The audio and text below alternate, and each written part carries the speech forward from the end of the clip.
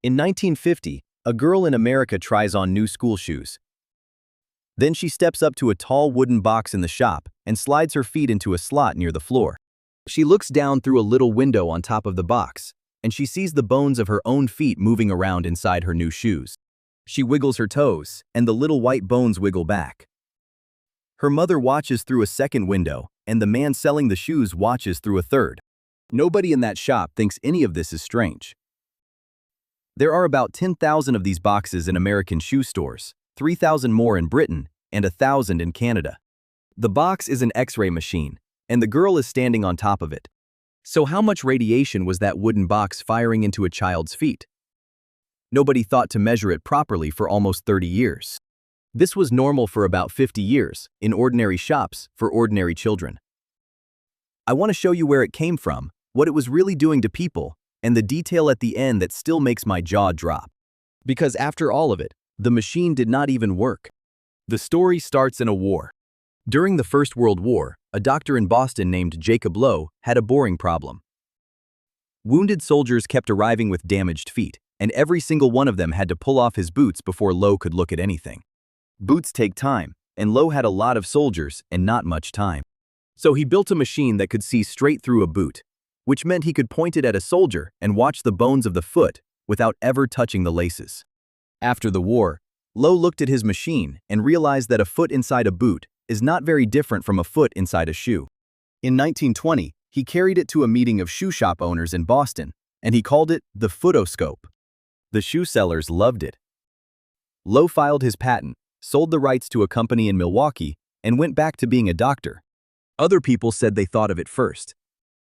A man in Milwaukee called Clarence Carrer told a story, many years later, that he built one in 1924 and someone stole his idea. A British company called Pedoscope also said they had been building them since 1920. So we do not really know who was first, but we do know exactly what happened next. Picture the machine. It is a wooden box about 4 feet tall, so it stands roughly chest high on an adult, with a slot near the bottom for your feet. Inside the base of that box, directly under the slot, sits an X-ray tube. So when you put your feet in, you are not standing near an X-ray machine, you are standing on one. Between your feet and that tube, there was one thin piece of metal, a sheet of aluminum 1 millimeter thick, about as thick as a coin. On top of the box, there are 3 windows to look through, one for the customer, one for the parent, and one for the person selling the shoes. All 3 of you lean over the same box and watch the same picture at the same moment. And it is a live picture rather than a photograph, so you are watching a moving X-ray video of the inside of your own foot, in a shop, in 1950, for free.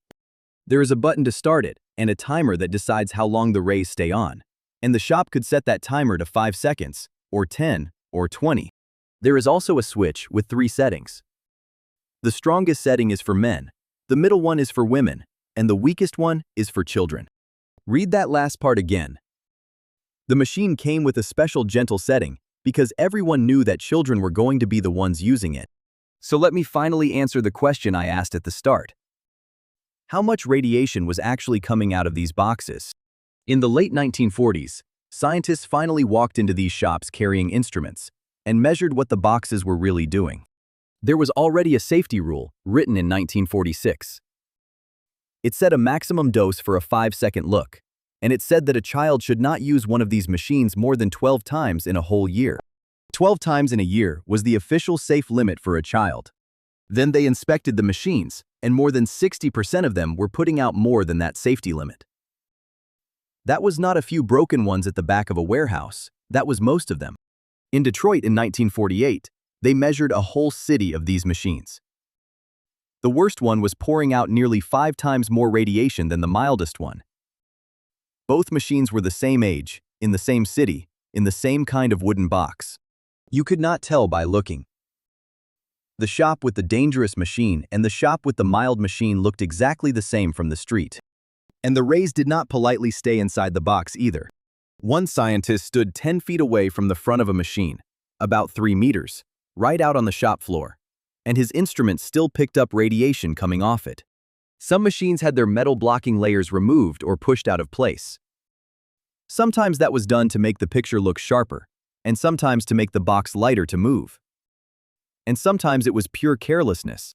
And here is the part that matters most. A child's body is damaged by radiation about twice as easily as an adult's body.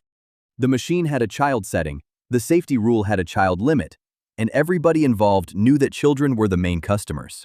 In fact, the instructions that came with the machine told the shop owner exactly where to put it. Stand it in the middle of the store, they said, and point it toward the ladies' and children's departments, because that is where the heavy sales are. Now, let me get to the question you have been asking for the last 5 minutes. What happened to all those children? And the honest answer is that nobody knows, and nobody can ever know. No shop ever wrote down who used the machine, or how often, or for how long, so there is no list anywhere. Cancer caused by radiation can take 20 or 30 years to show up, and by then, nobody is thinking about a shoe shop. There is not one single reported injury to a shoe store customer. That is not proof that nobody was hurt. It only means that nobody was counting. But we do know, in detail, what happened to some of the people who worked beside these machines every day. Think about it from the salesperson's side. The customer stands there for 20 seconds, maybe twice a year.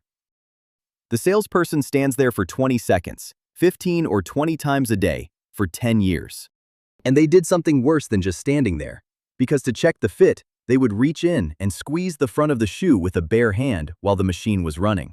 One saleswoman ran a machine 10 to 20 times a day for 10 years, and the skin on her hands broke down. A shoe model was burned so badly by one of these machines that her leg had to be cut off. In 1957, a doctor in Copenhagen published the case of a 56-year-old woman who had worked in a shoe shop for 10 years. Her right leg and foot were in terrible pain, and the skin was breaking open. The doctors worked out where it came from. She used the machine 15 to 20 times every working day. And when a child was frightened of the box, she would sometimes put her own foot into it. She would smile and show them that it did not hurt at all. She stood in the beam to prove that the beam was safe. So that was the price. Now let me tell you what it bought. In 1948, scientists ran the first proper study of these machines. They measured the radiation, and while they were there, they asked the simple question that nobody had bothered to ask in nearly 30 years. Does this thing actually help you buy shoes that fit? It did not, because the machines were no good at fitting shoes.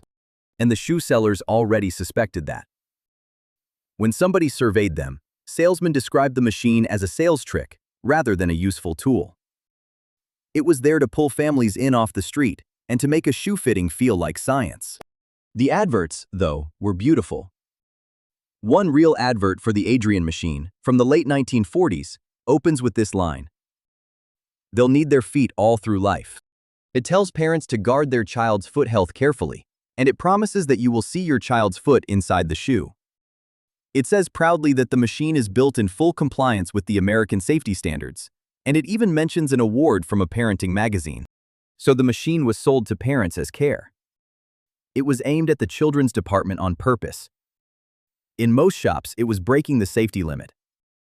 And it could not do the one job it was sold to do. There is one more line in those installation instructions, and it is the one that really gets me. It tells the salesman that if a customer ever asks to have a foot x-rayed without a shoe on, to look at a bone problem, he must send that customer to a doctor. So pointing x-rays at a foot to find out if it is broken is serious medicine. And you need a professional. But pointing x-rays at that exact same foot to sell a pair of sandals is just shopping. It took a surprisingly long time to die.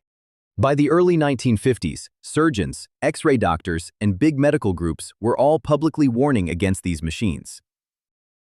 Washington, D.C. ruled that only a trained medical person could operate one. And Massachusetts went further and said it had to be an actual doctor. In 1953, a children's medicine journal published a clear recommendation, which was to stop using these machines on children. In 1957, Pennsylvania became the first American state to ban them completely. In 1958, Britain made every shop put a warning sign on the machine and told customers not to use it more than 12 times a year. By 1960, the machines were basically finished in America, and not only because of the law, because the insurance companies were pushing hard against them too.